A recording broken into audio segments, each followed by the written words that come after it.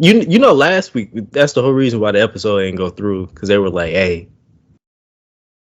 I don't want y'all being nasty out here and not telling people you record." Look, bro, look, I don't get it. I was very upset, but Wait, what? so half the episode yesterday, I mean, from last week, we can only get 25 minutes out of it because Skype torched like the last hour because I didn't press something that says they know they're being recorded, even though we've been doing this for years. Well, Stupid. Very stupid. I'm upset about it. So let's hope this does not happen this time. And with that being said, okay, that's your camera. Welcome to another episode of the Traveling Hoopers podcast. I am your host, Alan Pettigrew Jr., and in front of me are my two friends, Calvin McGowan and Philip Dixon. Guys, go ahead and let the people hear your voice. what's up, everybody? Once again, I'm Calvin McGowan. It's always a pleasure. And we're sorry about not having an episode last week. We are sorry. My name is Philip Dixon, aka the Bookmark King, and I read a lot of books. And yes, we are unfortunately and regrettably sorry about last week's episode, but this week's episode should be a makeup episode because it will be fire because we have fire takes. Yeah. Hey, you know, that is your best AKA in months. I am glad to see that you are back on the right trajectory because the last few have been awful. Like, you even had a suggestion from me last week. That's how you know we get to the bottom of the barrel. I thought I was at the bottom of the barrel 3 years ago. Oh, you making your way out of it? Ooh, okay, okay. Shoot, I've been scraping. I've been scraping. Okay. So what are you gonna start with today? Guys, we got a jam-packed episode today. First, we're going to talk about what Sweet 16 and Elite 8 games. And then we're going to get into, wow, I'm completely blanking, but the documentary style story on HBO Max about the Lakers and Magic Johnson. And then I'm sorry, Miami Heat fans. I got a rag on y'all stadium. I don't know why y'all still live in that thing. It looked like the Palace in 1980s. But that will be the last part of the podcast. Calvin, go ahead, tell us what we've been missing on the college basketball scene. So I've unfortunately also missed various things, but also a quick catch up just because, like, again, the episode last week ain't come out. But so, St. Peter's folded Kentucky at the very start of the tournament. They made it to the Elite Eight, the first 15 seed in, the history of the tournament to make it that far. And then they got folded by North Carolina. It was just a very kind of, on North Carolina's part, was a very dominant defensive performance, making sure to close out, a lot of shot blocking, just kind of physically kind of imposing the will. Do you know, real quick, my biggest takeaways from that slaughter that North Carolina put down on that 15 seed? My two biggest takes were, I think having a twin backcourt is fire. For some reason, just like having twins wearing the same shoes look alike, it's just like that's tight. Like I've seen it more as twins. I've seen it in high school from other schools, whatever. I've seen it a lot, or not a lot, a decent amount in basketball. Mm-hmm. For some reason, aesthetically on the court, cool. Secondly, Love goes off. He's streaky, but when his love for North Carolina, when he's on, he's on. And he was hitting some shots last game that were so deep. I was like, you can't guard that. Like, that's the shot you want him to take. But he was shooting it, and it was nothing but net. And, like, when the shot it's nothing but net, and he hears that, there's, like, that crisp. Like, I heard that through the TV. I was like, man, that rotation must be crazy. Like, else is wild, right? And this is in the first half when there was somewhat of a chance of St. Peter's, but, we all know that that's not how it was. And from what I saw, St. Peter's just they always got all the other teams off their rhythm.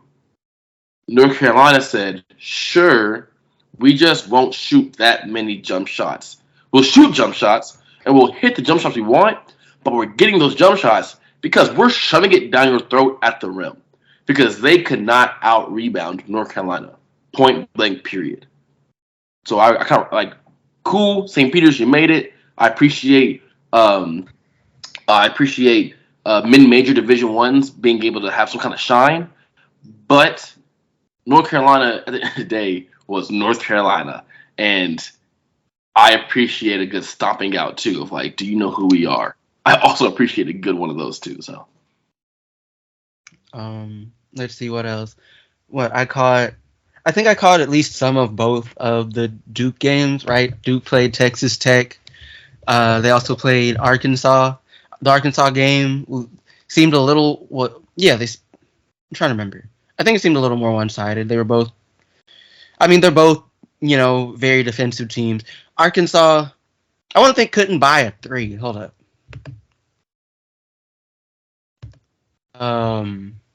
Right, Duke, Coach K, is out here trying to get, like we talked about, out here trying to get one last chip. And of course, right, they're going to have to go through North Carolina to get it because, I don't know, I guess we're just in like some sports movie now. Shit. The basketball gods does all a favor, yo. well, listen, Duke stomped a motor hole. It felt like the entire game to Arkansas. Like, it felt like the entire game. Sure, it was close at some points, but it didn't feel like Arkansas had anything going on. Duke was doing their thing, right? But Like, we'll get this later. We'll get to this later. At this moment, I don't know who's gonna win. so like in the Arkansas game, there was only one Duke starter that was not in double figures. Who was it? It was, let me make sure I get this, Jeremy Roach. That sounds about right. He had 9. Right, more like Wendell Moore Jr. 14, AJ Griffin 18, Banchero 16, Williams 12. Like it was like Duke pretty much controlled the game. And I'm not gonna lie, North Carolina at this point I'm pretty sure has defied basically everybody's expectations. Shouts to them. I didn't think they'd make it to the Final Four. Not gonna lie, I didn't think they'd make it out the first weekend. But they did, and good on them. It'll be a fun game. If we're lucky, maybe we get people wanting to fight. Okay, look. All right. So, what do y'all think about Kansas? I know you say you don't think you don't think they're ready, but I had them in my Final Four, so like this doesn't wildly surprise me. Granted, they ended up having to go through Miami, as opposed to like Arizona. LSU or Auburn or like a team I expected more, though I probably just didn't think as highly of Miami as I probably should have, just being real about it. But right, they put away Providence, which I expected. I kind of assumed it would have been a blowout, though. Game was a little too close for my liking. Like here's my thought going into that game, right? Like I assumed that if it was a close game, Kansas loses, because it's what close games what Providence does. And in this particular instance, Providence wasn't able to pull it off, right? Yeah, they weren't.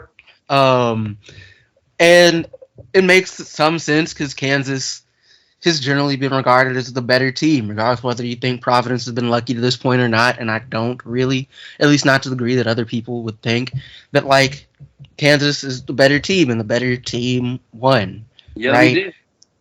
And then Kansas blew out Miami. Unfortunately, I didn't really watch either of those games, but I'm not wildly surprised. Okay, talk about them. Oh, let's talk about these dubs. All right. Went into Providence. Providence a little too close for me, a little too close for my liking. But we ended up getting out of it. We ended up winning. It was a pretty.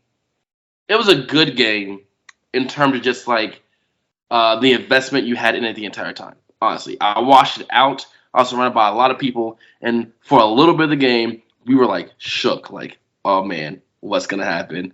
What's happening here, right? Hmm. And then they close it out, whatever. I want to talk about this Miami game. Okay. So the Miami game happened, and KU did not play well the first half. I don't know what Bill Self said to them in halftime. Came out and actually, I'll tell you what it is. Ooh. Miami was playing really I'm looking at good these numbers. one-on-one basketball, right? One-on-one basketball. They have players who have good, really good one-on-one players. So they were just cooking them one-on-one, boom, boom, boom. Moves, jump shot, in. And KU was just taking hard shots, hard, bad jump shots.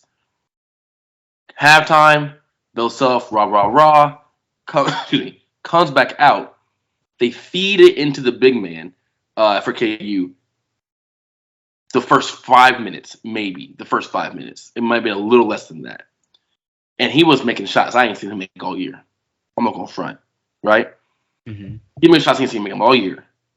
And all of a sudden, the momentum just swung, and it swung in a crazy big way, and Miami couldn't do nothing about it.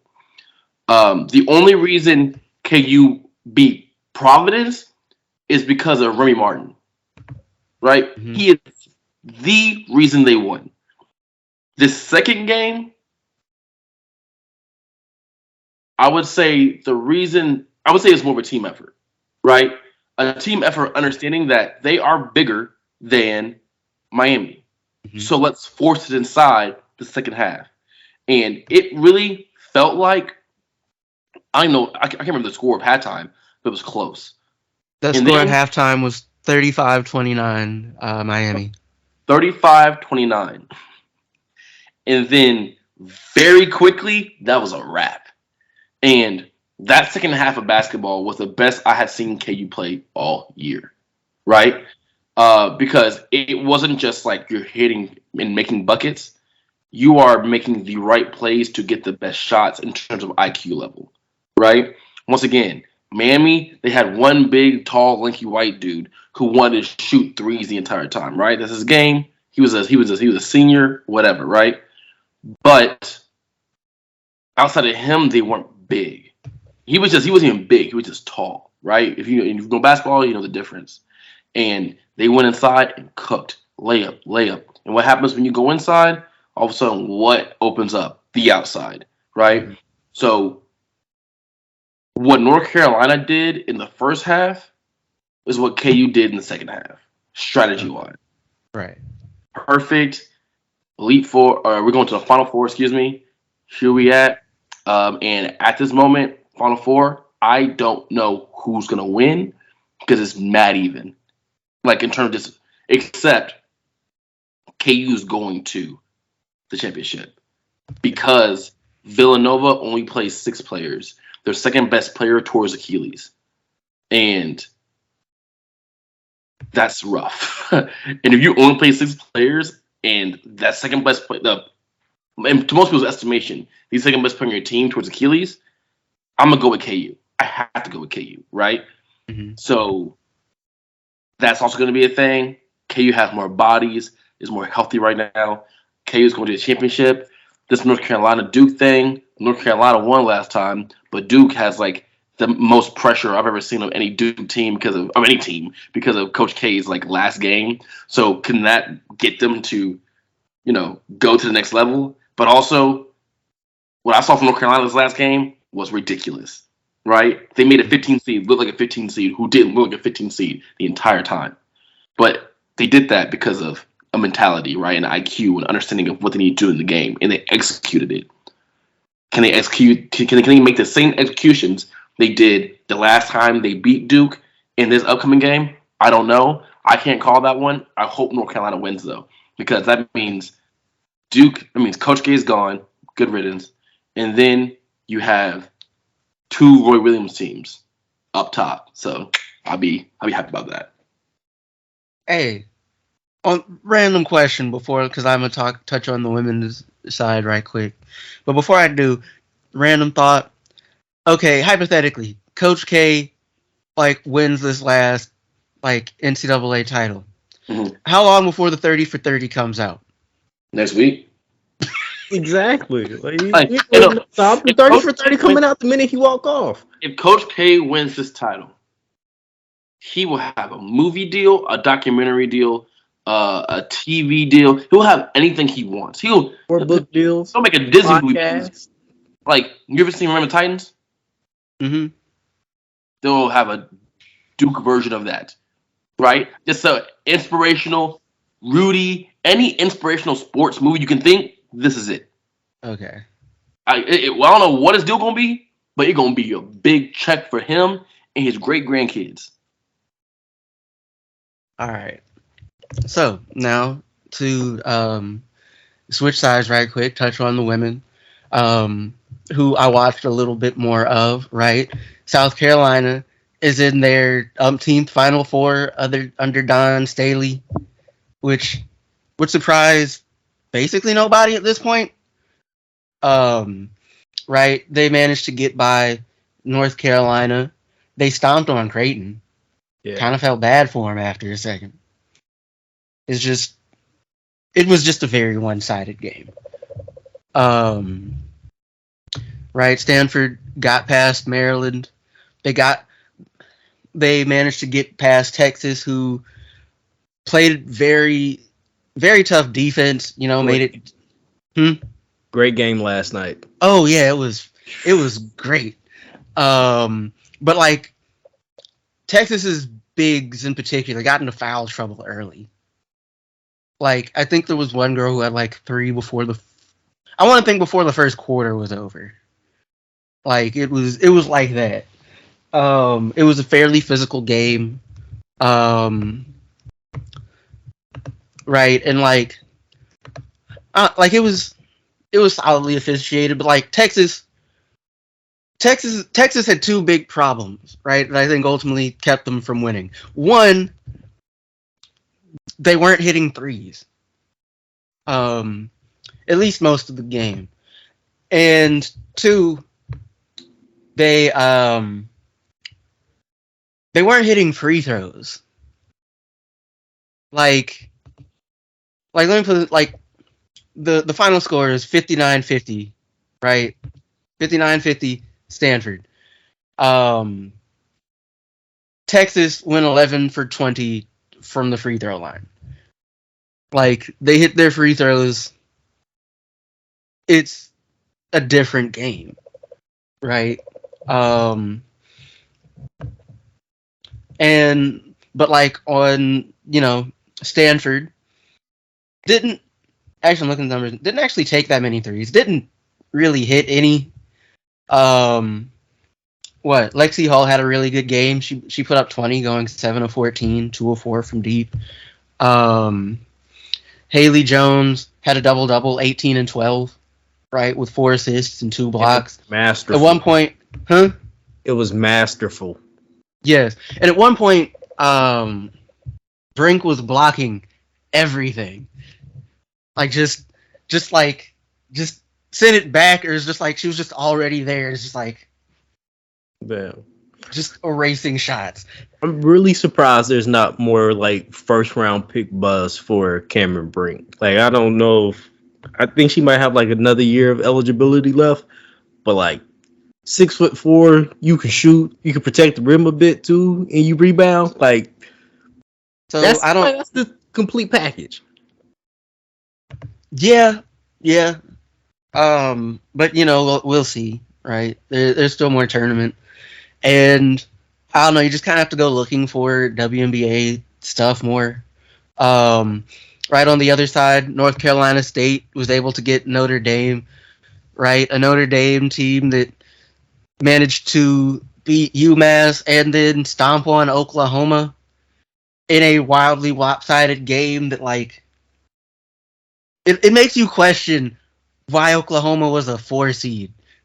if you're gonna get whooped like this by the 5, you would expect a much closer game. Regardless, right? North Carolina State managed to squeak by Notre Dame and are currently playing UConn um, for a trip to the Final Four. And like, I'm looking at this like I kind of want to see this game. Um, so that's what I'll be doing the minute we get done with this. Um, right? We have Louisville's going to be playing Michigan later on today, right? Louisville managed to get past Tennessee. Michigan got past South Dakota, right? They've actually been looking at these numbers surprisingly dominant to this point. Like, none of these games have been particular. Well, correction, South Dakota was close, but like, actually, I don't really have comments. I didn't watch the game like that, unfortunately. But it's it's setting up to be just a really it'll be a fun Final Four. I'm not gonna lie to you. I'm kind of hoping it's not all chalk. So, here's to hoping like Michigan gets a win or like UConn does, even though like UConn is low key chalk too, because like they're a 2 seed and like it's UConn. Yeah, but yeah, okay. Is this the part where Guys, it is time to talk about Magic Johnson and his semi-unlikable behavior. But I think it's like the best show on HBO Max right now, even though Love Life is fire. Okay, so this kind of leans into a little bit of my background too, because I am a historian by nature, not by nature, but like by trade, and this is history, right? And you know, when there's a show like this, you have to separate what's fact and what's fiction, what's fact and what's like put on there for entertainment value. Right now, the show we're talking about is Showtime Lakers, right? The new HBO show that I think I saw the first commercial on Christmas on one of the NBA games. But the show is a show that essentially showcases and talks about, the first year of Magic Johnson's rookie year for Lakers. Magic Johnson's rookie year for Lakers. That's what it talks about. And it is phenomenal. Phenomenal for many reasons. Okay, so let's go with the entertainment factor. All right. The storyline, yes, it was written, but the things they bolstered up to make it more entertaining and the things they showcased are very, very entertaining, right? The basketball is done very well. Period.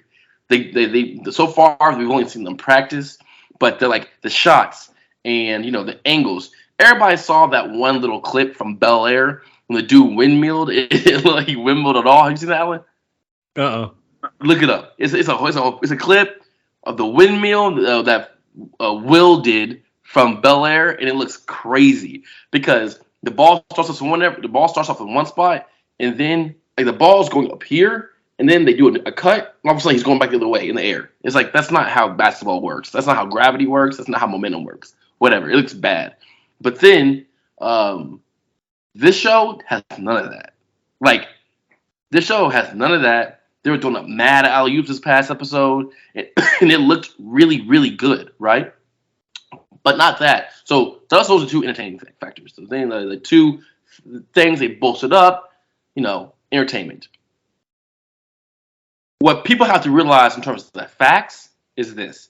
This is TV. So let's take Norm Nixon for example, right? There's one scene where him and Magic Johnson are at a all-white party at Donald Sterling's house, right? And it was just very ironic, but whatever. They're at an all-white party at Donald Sterling's house, and Norm and Magic, before Magic actually makes the team or is actually drafted, they do like a little. Say it again. That is hilarious. An all-white party at Donald Sterling's house. Yeah, it's crazy. It's crazy. It's great. It's crazy. But they do like a little one-on-one, you ain't gonna take my spot, young fella. Oh, I'm about to take your spot, OG, even though he was in the year for 2 years before he got there or whatever it is, right? That was the whole thing. That never happened. That just never happened, right? The guy playing Norm is his actual son. That is like, first of all, great casting. He looks just like him too. Same crazy hairline and everything, right? Looks just like that 1970s hairline. That's crazy. The 80s hairline. But that scene never happened. They make certain people in the show look crazy. And I'm not sure how real that is. Now, one I know what's not real is apparently not Jerry Buss, is Jerry West, right? In the show, Jerry West is throwing things and frustrated and yelling and being this like really big, energetic person. Apparently, in real life, that's just not him. We all see him for like, the in front of the cameras, Jerry West. So I was like, maybe they know a little something we don't know. No, apparently this is not his personality at all, right? And apparently some people in Jerry West's camp have issues with the fact that he's being portrayed like this. But you usually would think that a person who is so meticulous and so keeps everything bottled inside because they have an image to uphold because they're the logo, whatever, right? A person of big status that on their free time or when they're home, they just let it out in some kind of way, right? So, like, I think that's what they did with the show. But you have to realize that's like an assumption. That's not actually, you have no idea this is true about his personality, right? So there's that. Kareem, first of all, the guy who plays Kareem looks just like Kareem. Is kind of crazy. But Kareem is a diva. But like an Afrocentric diva, which is interesting because he has the little fro, little balls, so we're going a little ball up here. He wears dashikis all the time. He was reading one book. He turned the page and the title of it was just nigger, right? Like, but like Kareem Abdul-Jabbar, if you know about him, he didn't change his name from Lou Alcindor to Kareem Abdul-Jabbar without being like that, okay? That's not the diva aspect I'm talking about. The diva aspects is this person when Magic Johnson was his rookie, and Magic Johnson would bring him some orange juice every single morning. And he would open it, look at it, he would open his door, look at him, look at his juice, look at him, just close it right in his face. Every single day. In practice, no, coach, I'm done. Kick his feet up. While everybody else running, I mean literally everyone else. No, I'm good. Right? They over here running with the coach. He just stops running. He just turns back around and just walks back to the hotel where they're staying at. Like, they make him look so wild, right? The first meeting for them as a team. Don't sit in the front row because captain gets that spot to himself. Like, he gets a whole row to himself. They make him look wild. But also, for me, the wildest thing they did was having all this Afrocentric stuff with a white woman. So they really had, the bongos, the everything. Like, they really dove deep until that thing, that persona, that thought process, that who is that man as a person? And then they were like, oh, white woman right there. Like, it was purposely done, right? It had it purposely done. Now, I do know that he has a white wife, though. I believe he has a white wife, currently. But the way that it was showcased in the show made him look crazy. Just saying. I don't think he had one at the time, though, in fairness to the man. Okay. The white wife came later. Okay. But does that not mean he wasn't having white girls, though? You don't just you just don't pop up. Well, look, all of us, like, if he was, he apparently came at Chamberlain for messing with too many white women. So it would be very. Why you said too many? This one was Found not just the human. right amount. Listen, but okay, let's say that is true. Let's say it is true, right? That he didn't have a white wife at the time. Mm-hmm. The show portrayed him as a wild man to do that. Like, but it's never said out loud. You look into his house and they pinpoint certain like Afrocentric black artifacts and things of his house, and then goes, white woman. Like the way they shot it, they were setting the table for that, and I was like, oh, adios, right? So there's that. Magic Johnson himself. Okay, let me wait on that. Dr. Buss. Apparently, Dr. Buss was like this in real life. When I say like this, I mean a playboy, right? A playboy who didn't get along with his wife, and he always had, women on his hip, and he was best friends. He was really good friends, at least at minimum, with Hugh Hefner and all this stuff, right? That was like what he was known, right? The Playboy Club, whatever it was called in the forum, that was a real place where you hear and you read wild things happening in that place because they were in financial ruins, essentially. It had to make the forum an attraction. Okay, we get that. But this man he himself is the embodiment of entertainment for the show. Yes, other aspects are entertaining, but he is the accumulation of all entertainment for the show. Magic Johnson they make him look bad. Not as a basketball player, not as the guy who's always smiling, but they make him look like a bad guy. To the point where in the dialogue of the show, he keeps saying, hey, you made me look like a bad guy. You made me seem like a bad guy. If I was Magic Johnson and I watched this, I would sue somebody for defamation of like image. Dead serious, because they make him look crazy towards like women, towards like men, dudes he grew up with. Dog, towards what he doing the cookie? Yes, like he treating her like doo doo.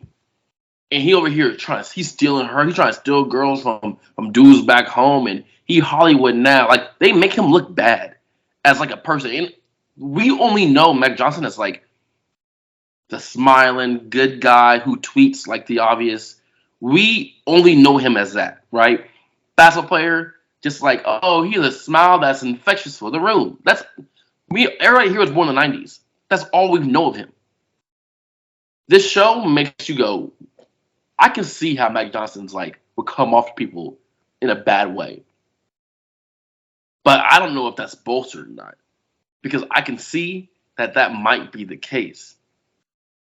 You never know, right? But the show itself is wildly entertaining. If you're a basketball fan, you have to watch. Look, I say if you're a psychology fan, that is also a good show to watch. Just to see how like what they've made of their personalities is like Magic Johnson being the person who smiles and can like work a room, but also being like the person who needs to control everything makes a lot of sense. Literally, the person who can control the room but needs to control the room. That's what he is. And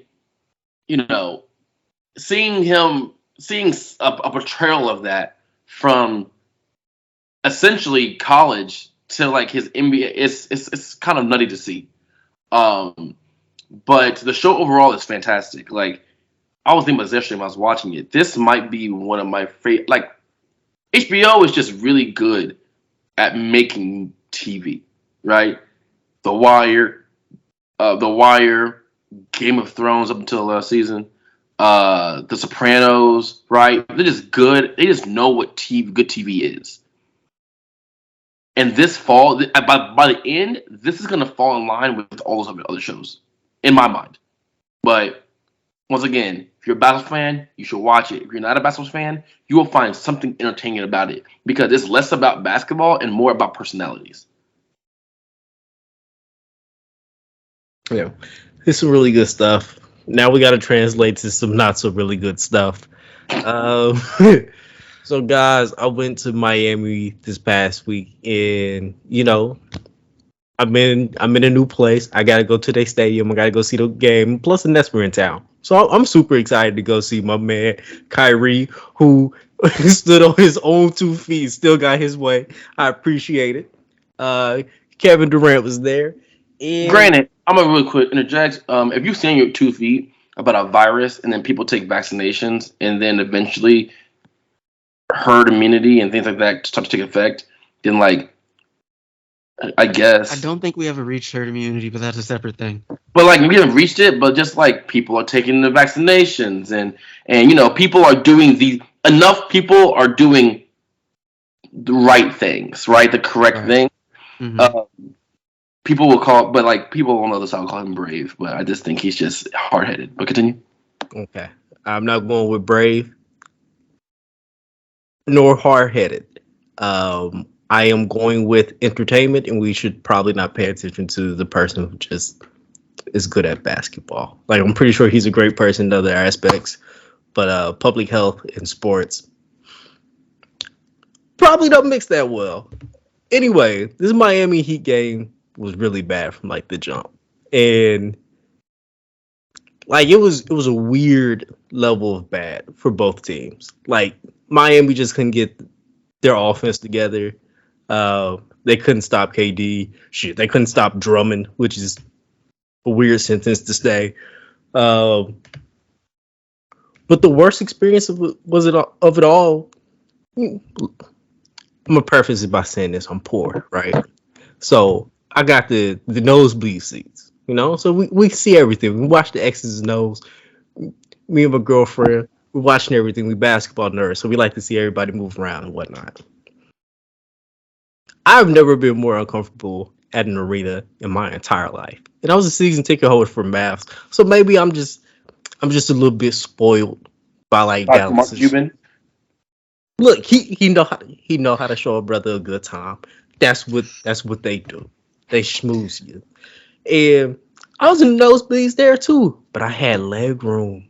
I might not be the tallest person in the world. I'm a solid 5'10", 5'11", but I got a lot of leg. I need to stretch my shit out. And you can't do that anywhere but courtside in Miami. And you're not getting a lot courtside space in Miami. Like, speaking of the Palace, if you go back and watch shots of the Magic Johnson show and you see how like crowded everything is, that's what it feels like in the Miami Heat Stadium. They've won too many titles for it to be like that still.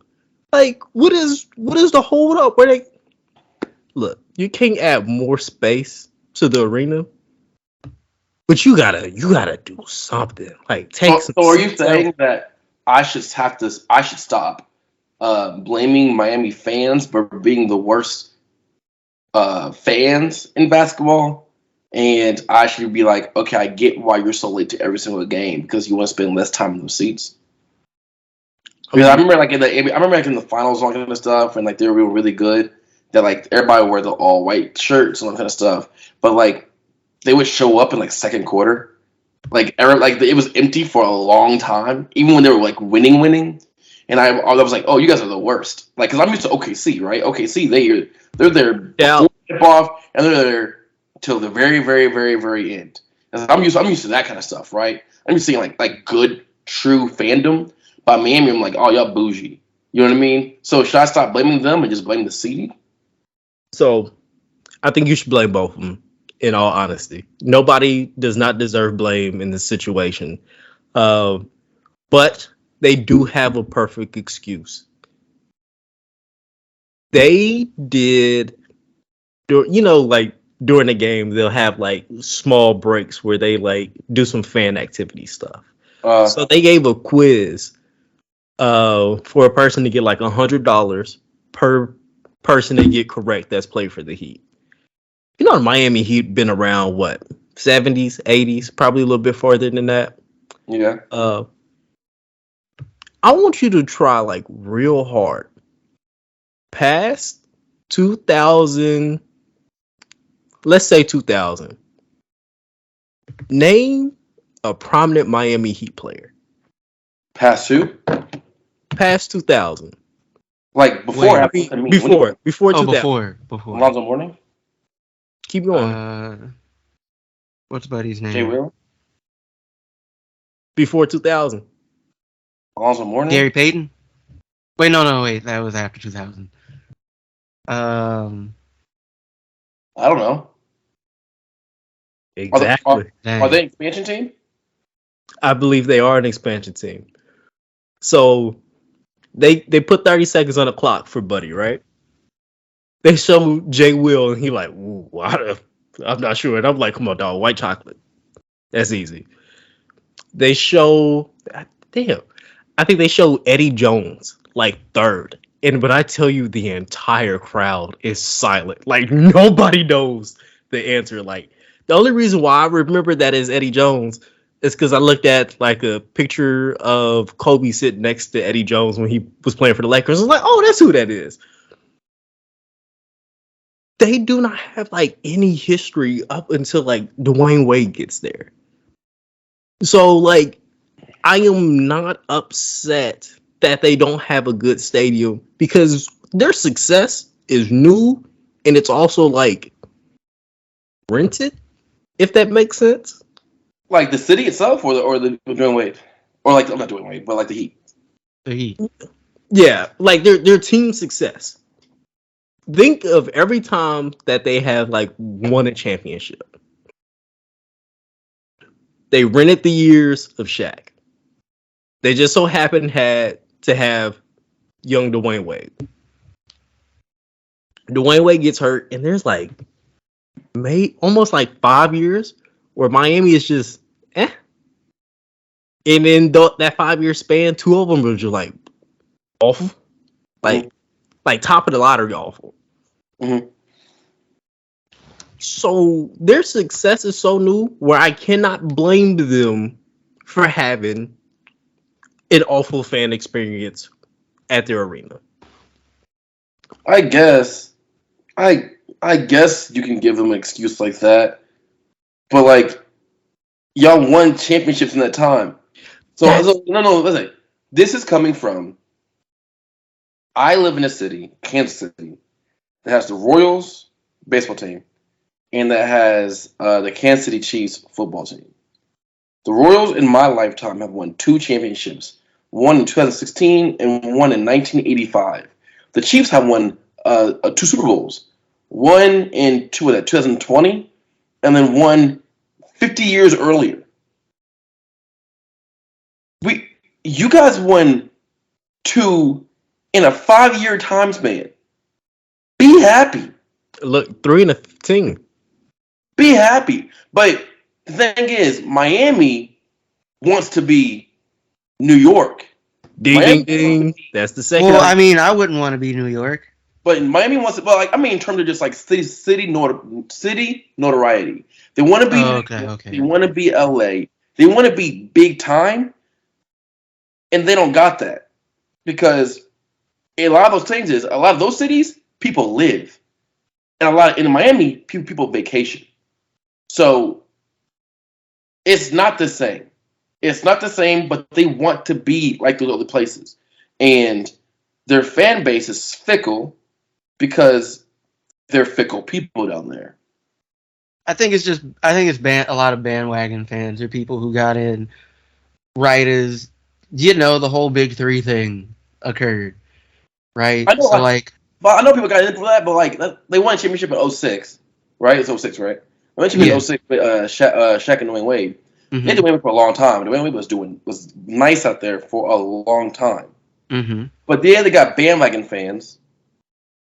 But every team has bandwagon fans if they're good, right?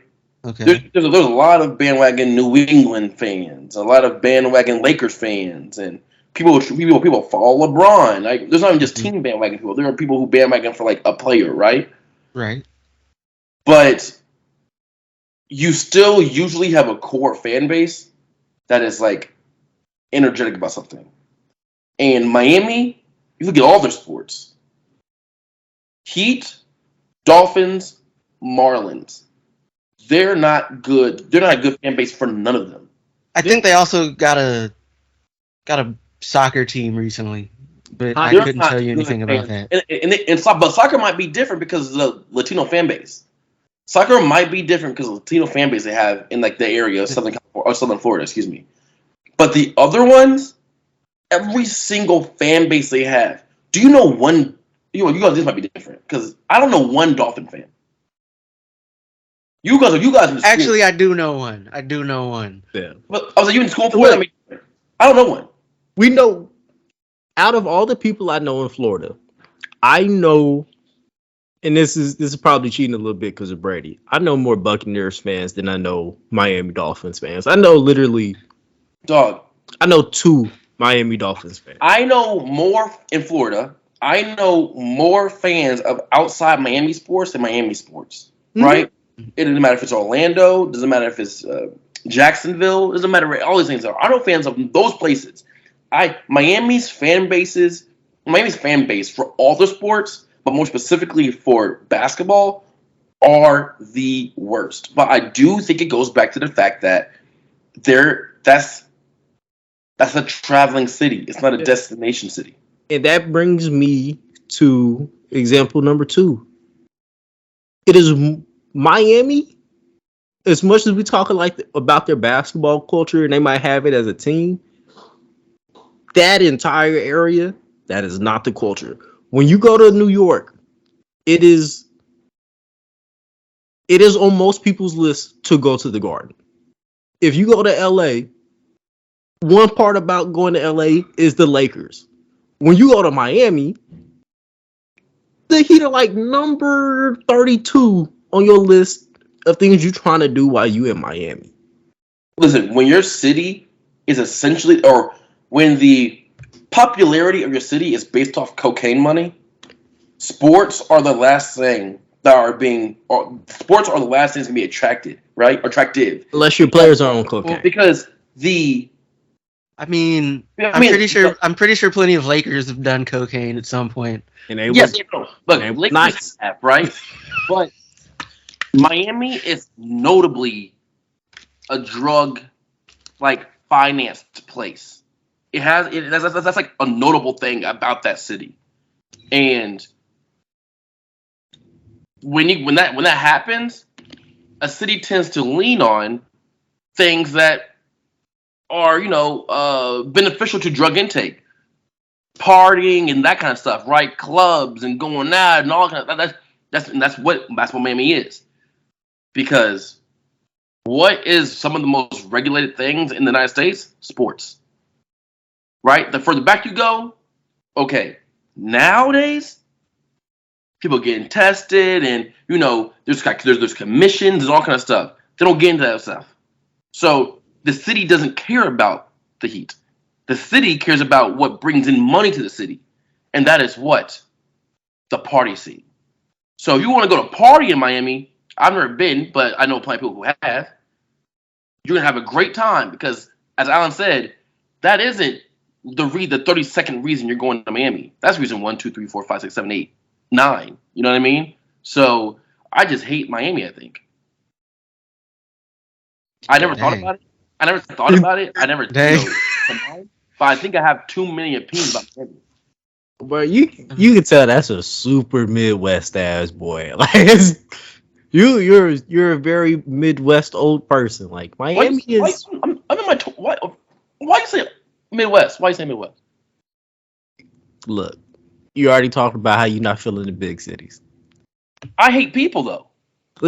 I know you hate people. You also love Nashville. No, I don't. Bruh. You talk heavily about Nashville, my boy. I went to school there to play sports.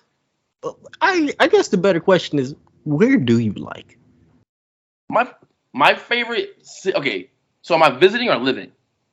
Both. Give me one. My favorite city to visit is Chicago. Chicago is my favorite city to visit. Every time I go to Chicago, I have great fun. Second favorite city to visit, LA. Midwest. I love LA. Like LA is great. Santa Monica area specifically. Oh, you can stop giving me. I want to know the live. One apiece. That's all we need. Live, that's different because I like medium-sized cities. So, and every state has that. Not every state. Some states don't even have that. But a good amount of states, enough states, have medium-sized cities. So, like Kansas City be one. I mean, the further down the south you get, the more racist they get. So it's like I want to get away from that. But like until you hit Florida, and then like it's just a very different setup. I can see you get multicultural racism in Florida. It's different. Like you just not getting white people racism. We get racism from everybody. So like yeah, I mean, I'm gonna use a lot of Midwest states. Yeah. No, I won't. I'm lying. So Kansas City, a medium size one. Quahog in Rhode Island. All right, Family Guy. It's a real place. Wait, it's an actual place? Scranton, Pennsylvania. I just hate traffic. And even Nashville has. Then why don't you move to New York? Say again? Move to New York. Take the public transit. I hate people. Also, I'm a person who holds door for people. Say something back to me. New York might got too many people for me. I'm not gonna lie to you. But like, if I lived anywhere, I like the Midwest. But I'd live in the South. No, yeah, I lived in the South and I live in the West Coast before I live in the East Coast. 100%. Once I've lived in the South already. It's not a big deal to me. The West Coast, it's spread out. It's spread out enough that I'd mess with it and the weather. So, but no, this isn't about me. It's about the Miami fans. I don't know how you did it, Alan. You did on my trick. It's about Miami fans, and y'all are the worst fans in sports. Period. Y'all don't deserve no teams. Old man yells at clouds. Very old man. No, man, how old are you? Huh? Oh, 27. Okay. When's your birthday? November 5th. Okay. So for about a couple months, we're the exact same age. So I don't want to hear nothing. I don't want to hear nothing. Yeah. I don't want to hear nothing. Oh, so, crazy. I didn't even know that. I had inclination. Man, I'm hurt. As the youngest man of the podcast, y'all old. You just old and grumpy. I am tired. I'll go front, but that's because I'm a working man. But when I get my Oscar, one year when I get my Oscar and I smack the host, you gonna you gonna remember this podcast right here. I call it right now. Make sure you get him with a backhand. It's gonna be Alan hosting it for the ESPYs. Shit. Tell you, look, you ain't getting that off of me, Playboy. I don't got no dignity like that. That's the end of the episode, guys. Thank you so much for tuning into another episode of the Traveling Hoopers podcast. We were this close to getting out of here without any reference to it, and they ruined it. Because we talked about it before we started recording. You did not tell me. Listen, you did not tell me that was a goal. I didn't have to tell you. We already talked about both of y'all were tired at the end of it. Let's get out of here. I'm just trying to be culturally relevant. For the people. Kareem Abdul-Jabbar style. Will Smith did have like 50 in that one basketball game. He is part of the culture here. You mean the one where Carlton had the last shot? That's a classic. That's besides the point. Okay, come on. Let's get out of here. I have your host, Alan Pettigrew Jr. And in front of me are my two good friends, Calvin McGowan and Philip Dixon. They can go ahead and sign us out. Once again, I'm Calvin McGowan. It's always a pleasure to be here. Thank y'all for sticking with us to the end. You can listen to us wherever you listen to your podcast. If you're joining us on YouTube, like, share, subscribe, leave something in the comments. Enjoy the rest of your week. My name is Philip Dixon, a.k.a. The Bookman. And thank you. Dry toast.